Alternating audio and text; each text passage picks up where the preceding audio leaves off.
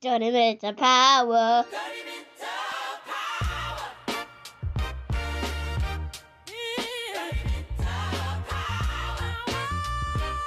Welcome to 30 Minutes of Power, TOP, your one-stop shop for all things encouraging, entertaining, and motivating. Listen, folks, it's a new year. It is a new day, and this is now a transition. And I'm glad that you are here with me for this transition because our guest today, oh my goodness, transitions galore.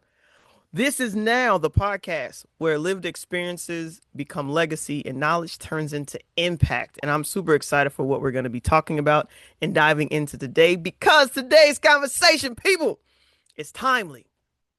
We're not just talking about publishing no more. Oh, no, people. We're talking about authority and AI and how leaders can turn what they know into what the world really needs.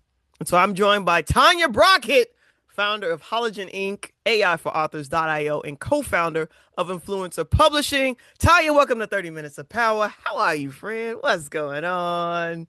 Oh, thank you so much. What a wonderful, warm welcome. It's always a joy to be with you. Oh, appreciate it. Tanya and I got connected through a fellow podcaster and friend, the connector himself, Joshua. And I'm super excited just to share space and to dive into this conversation today. But before we dive in, I want to ground us.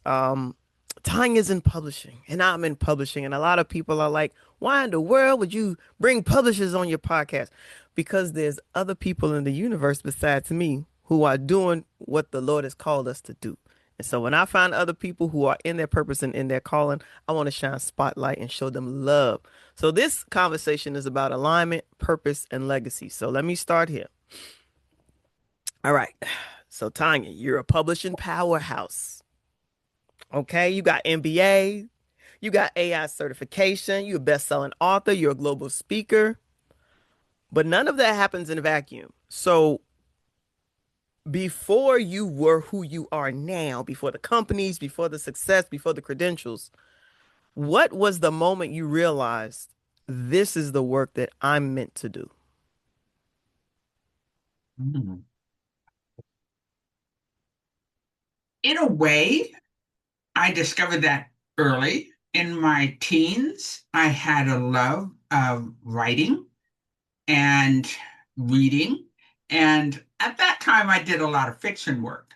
Now I am focused on nonfiction. But when I was doing fiction, I actually loved things like horror and Stephen King. And I wanted to be the next Stephen King when I was a teenager. I wanted to go into a bookstore and see my name on all the shelves, which is repeat, repeat, repeat. Now, fast forward, having a little bit of reality set in, and I ended up going to college for business. Right. I did all of my non-commerce hours in English in the English department. Everything I needed for a major in English, I took. My writing professor tried to convince me to stay at school and do a master's in fine arts so that I could write my first novel. I loved the invitation, but I had already been on track to go do an MBA and work in business for a while. And I said, okay, when I finish with that, I'll come on back and I'll do that. I never did. And Mm. my first book was nonfiction. And actually, a, I've never published a written work in fiction. So even though I started saying, oh, I'm going to be a fiction writer one of these days, no, nonfiction is all I've ever done. And it is, it stemmed from providing value. It stemmed from needing to help people to reach a certain goal and objective in their life. And therefore, nonfiction ended up being the way that I went. So I it's love that. I love that. So that's how we got into writing and publishing, but you now lead authors through very specific processes. So what pain or I guess gap were you seeing with authors and leaders that made you say like I have to build something different? Because there are tons of publishing companies out there. tons. Absolutely. one of the things that I discovered in working with a lot of authors, I work with hundreds of authors, many of them first-time authors, a lot of them repeat authors with dozens and hundreds, almost hundreds, not hundreds yet, 60 to 70 books on their shelf that they created. So I have a breadth of experience that I gained from all of them that they would come to me with a desire, or, oh my gosh, when I was teaching book publishing classes at the university, they would come with this desire to write a book, and they were like so excited that's what they're going to do. They want to learn about book publishing so they could do that. And then I asked them, all right, I had a handout. It was called the Dream Zapper handout. And I said, all right, your goal is in the middle. You want to publish this book. That's the big bubble in the middle. What are the activities that need to happen? What other bubbles need to happen for that big bubble to come to fruition? And then what are those lightning bolts that are going to zap those bubbles for you? Most people said something that was related to fear. I'm not good enough. Nobody's going to buy my book. I don't even know why I'm here because I'm never going to get published. Those kinds of things and those fears. And I it just broke my heart because they had the story they wanted to tell and they felt like they had a message that mattered, but they didn't know that they could actually get it out. Mm. So it started with the mindset shift. And I had a program called Mindset of a Bestseller because I wanted them to recognize that if I can see it, if I can see myself as that published author, I can be it. Mm. And so I wanted to give them what it took, not only in their confidence, but also in their knowledge base to say, if I can believe this is true and I can see the steps that I need to take, then I can take those steps. And now I'm not alone because there's Tanya here to help me through each of those steps. So it's not as scary. When you're holding somebody's hand going into a dark cave, you feel a little bit better than if you were walking in there by yourself, right? So I'm that hand in the dark cave of publishing. Wow, I love that analogy. The hand in the dark cave of publishing. It listen, those fears are real though. Mm. They paralyze us oftentimes, not even just from writing, but from sharing our story just in general, right? And Hmm. so I want to talk about the time that we are in.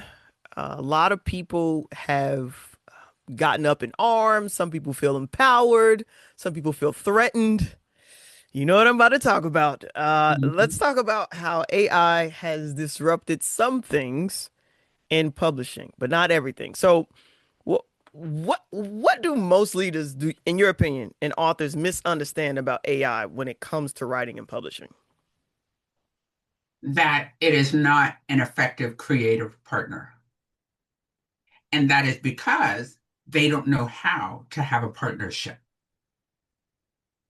If you train your AI, you work with somebody like me who knows AI and is certified in it and can tell you how to actually create yourself in a digital form, then that can become your strongest ally, your best writing partner, your creative partner to help you through that writing process. So that lack of understanding and the rudimentary use of AI, write me an email about blah, blah, blah. It doesn't know you. It doesn't know your audience. It doesn't know anything about your writing style, your voice, your tone, the approach you like to take, how you want to reach out to your audience. My AIs know. Tanya doesn't say stuff like that. Tanya is encouraging. Tanya is going to empower people. Tanya is going to inspire them. So she's not going to be just, okay, next step, just do this. In the landscape of the world of AI, we're going to do it this way. No, no, no, no, no. It doesn't have to be that way. But if you don't know how to make it a true creative partner, then you're likely to be afraid of how, what the results are going to be. So you're not teaching AI as a replacement. You teach it as a tool for amplification. Absolutely. Absolutely. Now, that is not to say that, let's say I had an intern, which I often do. Let's say I have an intern and I say, Go out there and write 5 emails to our audience. You know who they are because you've been trained in the Halogen Ink way. You know what to do. Now go write those emails so that I can approve them, and then we'll set them up to go out. Well, if that intern doesn't know how Tanya writes, if that intern doesn't know the message and the feeling that we want to project at Halogen Ink, they're going to write some crap just like anybody else would. AI, however, if you train them, just like if you train an intern, this is how we write, this is the feeling we want to invoke, this is the audience that we're going for, so this is how you present it. If you do that, then it can do that initial drafting for you. So yes, it actually can write for you, but you have to be the human in the loop. Always be the human in the loop. You can give it all the direction, you can give it what your writing style, your voice. I have a source document for my AI that's got tons of my podcasts. It's got my writing, it's got my books, it's got everything. So it knows how Tanya talks. So if I allow it to do the first draft of something that I'm sending out, and I can say, oh yeah, that's right, actually, I don't want to sign off that way. I want to do it this way. Then it's just giving me my first draft. And I have to say, when I first started writing, the first draft was always the hardest for me. I hated it. Especially the intro, right? I hated the first paragraph of anything I wrote. It was always easier to edit than it was for me to write. So now I get to live on that. I can make my AI do that initial writing. Here's what we're going for. Here's what we're doing. This is what I want you to include. I want you to use these documents of mine to create it. Give me that first draft. Now I can just butcher the heck out of it. Because I I love that. happen to have a heavy red pen. So, because I started out as an editor. So, Well, then that makes sense. So I get this question a lot in the publishing space myself. I do utilize AI, a lot of story mapping, right? Character development, trying to figure out what's the best way to convey this message. These two characters are in this situation and what should happen next. Give me three potential outcomes, so I use it. I use it for sure.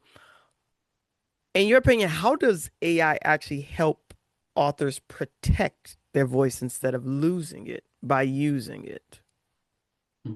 losing it by using it. The way it protects it, quite frankly, is by that training. It really goes back to training your AI to work with you, for you, and according to you.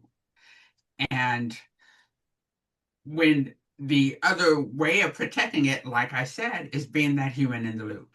You can't just send it out to do something and never check on it. It's just like I wouldn't do for an intern. I'm not going to just have them go put something out in the world on social media without my review, right? Same thing here. So protecting your voice is by training it to your voice as best as it can be, and then being that human oversight that says, yes, this is what I was going for. So I don't have a reason to believe that if I created a character or I created a world in which my characters are going to operate, that it's not going to be true to me, because I'm going to be using my AI partner from my perspective and from my understanding. So it's going to have my knowledge base. I have what I call my wisdom, Tanya's Wisdom 2.0. And that wisdom I pull in for everything that I'm doing. Everything that I'm writing, I would say refer to Tanya's wisdom and then determine how you would write this. Refer to Tanya's wisdom, then create this thing for me in the first draft. So it always has my wisdom first, and then it produces the draft second. And that means I'm never going to lose myself in there because it's starting from me and it's polished by me. I love that. So I want to take a moment to highlight something important, okay? People, I want to share something with you, and I know this might blow your minds, but this is why I brought Tanya on the show. AI for authors. This isn't just a resource. Am I correct? Correct. This is a community. of folks who are learning and doing the exact thing that you're sharing right now. Exactly. And here's the part that my brain is always, I'm like, I don't understand. Is this a free community? It is a free community. So so Yes, and that's what's so scary about it. It's like, oh my gosh, I have 20 plus years of knowledge and wisdom to share. How can I bridle that so that I don't overwhelm people who are coming into my community? But at the same time, I want to make sure that they have value, the tools, the resources, the understanding, the training, and the guidance that they need to be successful as an author who uses AI. so let's call out who this community is for and who it's not for, right? Because we don't want everybody and their mama coming up in the place thinking that they're gonna learn some secret GPT structure that they never have to be the human in the loop and they can just kind of delegate all their writing, all their thinking, all their problem solving for the rest of their lives to this machine, right? So who is the community for? It is primarily for nonfiction authors who want to use AI as their creative partner and a tool to help them to move through the publishing process and be successful on the other end. So not only launch a bestseller worthy book, but then be able to monetize it by using AI to help with that process. That's the So big. So when you say use AI to help them, I'm assuming you mean like what's the book infrastructure, like the ecosystem around the book itself. I need clarification on that question. So in building the book, outlining the book, and that sort of thing? Is that what you mean by the infrastructure for the book? Oh no. So in my mind, when I think of monetizing a book, I don't just think of the book alone. I think of like the courses and the speaking Oh, and the consultant, right? So that's like the ecosystem, the wheelhouse that surrounds the book, or like that flywheel, right? And how mhm. the book is part of that flywheel. We're talking very high level, people.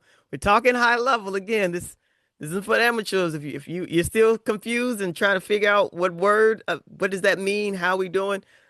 Go to the show notes. We're gonna have a whole glossary down there. It's gonna be fabulous. Oh, That's great. that's all you need. But I want to be clear about this because a lot of people they are afraid. They are afraid of investing in themselves, especially when it comes to a book, because they're like, where is the ROI? How do I get back what I put in? And so um we talked about this before. You have a 6 month bestseller container. Mhm. So I want to be clear for our listeners. This isn't ego chasing. When people hear the words bestseller, right? It's not status chasing. This is something that sets you apart as an expert in your industry.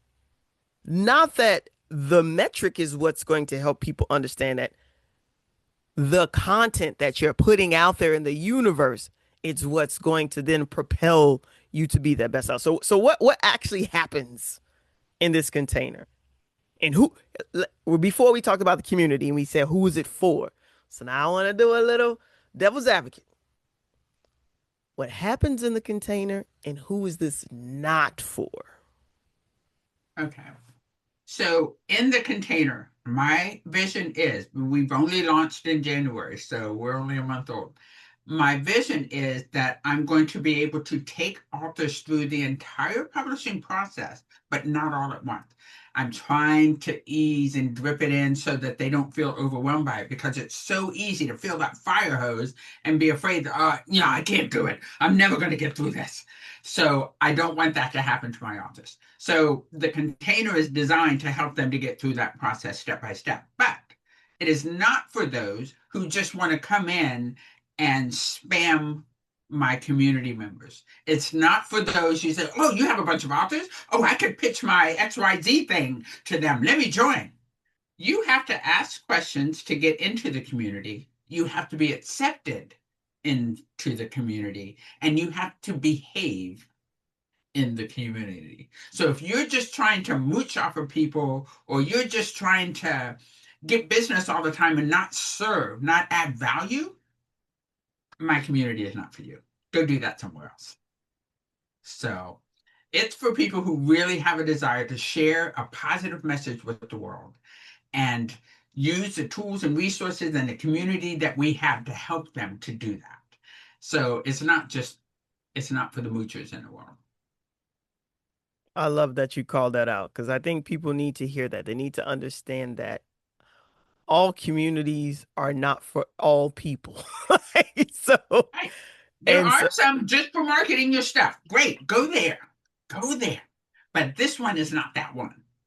so it sounds like this community is more for giving, honestly, giving of your resources, giving of your expertise, and then other people sharing the things that they're learning, the things that they're doing, right? Successes that they're And how having. they use this stuff, all of the value that I bring to it. I want them to be excited about, oh my gosh, I used that to do this, and oh my God, it made this light bulb go off. I hear that all the time in my client. So I thought it would be so great if I could bring that together for people who don't have to be coming to me for services to gain that same knowledge and benefit. So in a free community, you can get all kinds of great stuff that's going to help you to grow, but you don't have to worry about being nickel and dimed in that community. You know what I mean? Yes, I do have things of value that I offer on a higher tier that people can tap into, but you never ever have to feel obligated to do so.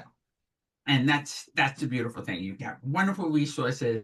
You have a community of people around you who are going through the same thing. And some of them in some places, some in others. We have some authors who have published several books. There are others who are just doing their first. So you just get that supportive camaraderie that comes through it.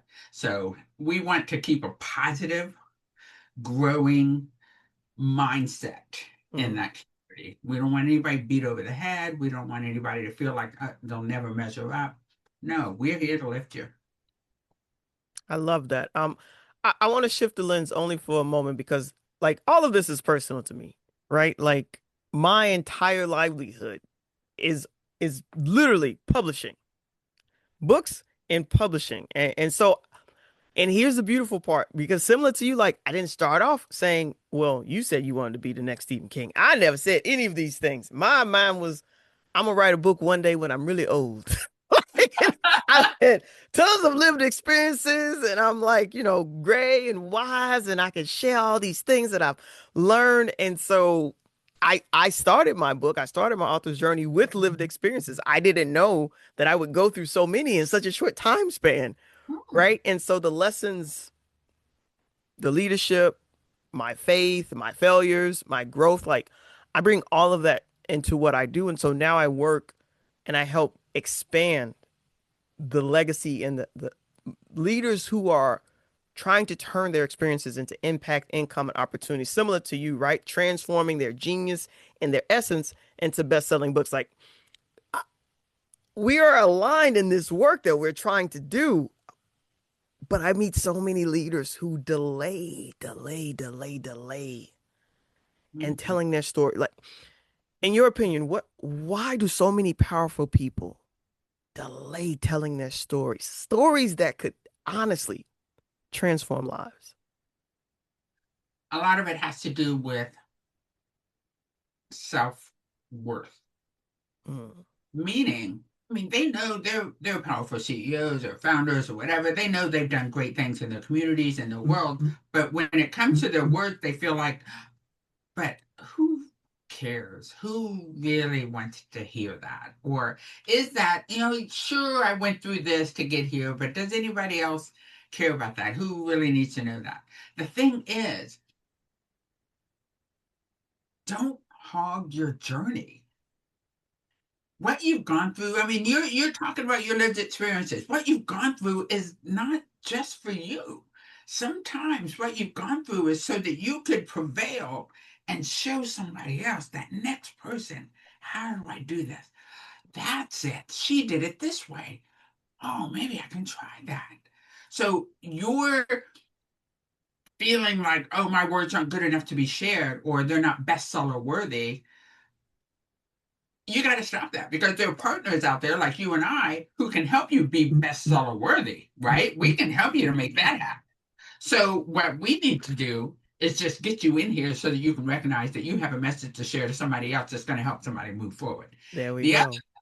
the other thing is just pure procrastination. Why do you Mm. procrastinate? Because you choose not to make a decision to move ahead. Once you make that decision, providence comes to help you to bring it through, right? So if you Amen. don't choose to say, you know what, it's time for me to get my words out there. It's time for me to share my message. It's time for me to help somebody else get through this kind of situation.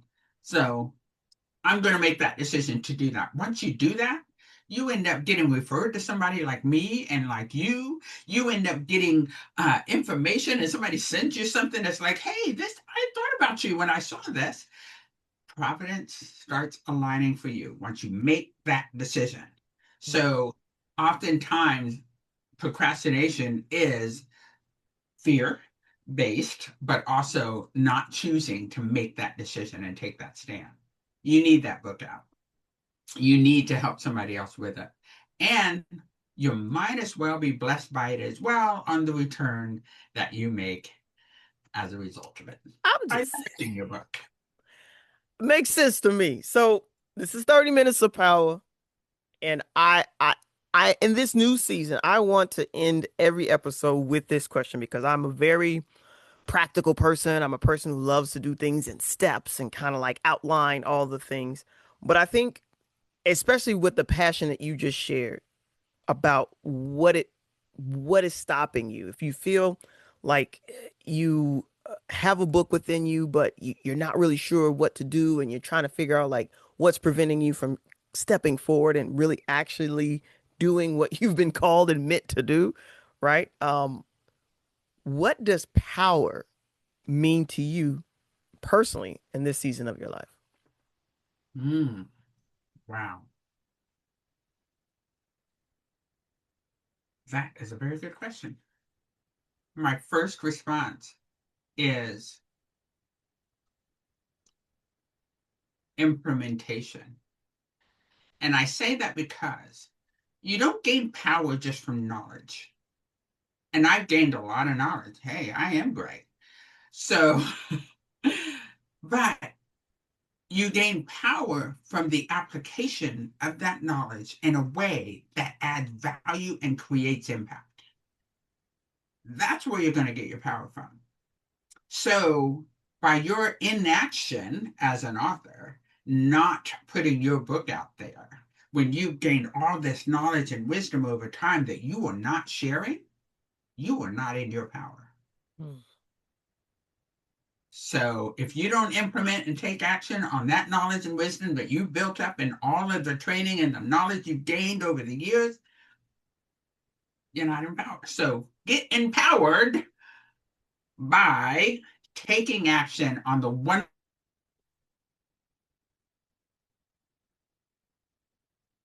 All the resources that you provide and the information, everybody should be in power right now. Taking action on all that good stuff. Love that. Love that. Tanya, thank you so much for this conversation, for your clarity, your courage, your commitment to helping leaders show up fully and authentically. Super important. Listen, folks, if you haven't done so already, I don't know why you didn't pause this and just go ahead over to AIforauthors.io and join and check out the community already. I'm not really sure, but pay attention to her 6-month best-selling container. You say you started a month ago. When is the next one opening up for people to apply, or is this a running application? How can they get in? It is a running application because it is a one-on-one container. Oh, beautiful, beautiful. And most importantly, people, here's the last thing that you have to do before you finish this episode. Don't delay in the work you were called to do. Don't delay. All right? I think in the times that we're living in, it's super important for us to get clear on what is ours to carry and what is not. And if God has put it on your heart to share your story, if you know your lived experiences are exactly what someone else needs to get permission, to get steps, to get practicals on how to become their greatest self, their greatest version of themselves, super selfish of you to keep it to yourself. Go to Tanya, come to me. Your story matters, your voice matters, and your experience can create opportunity for others. Until next time, people, Be an empowered person using your power to empower others. Peace.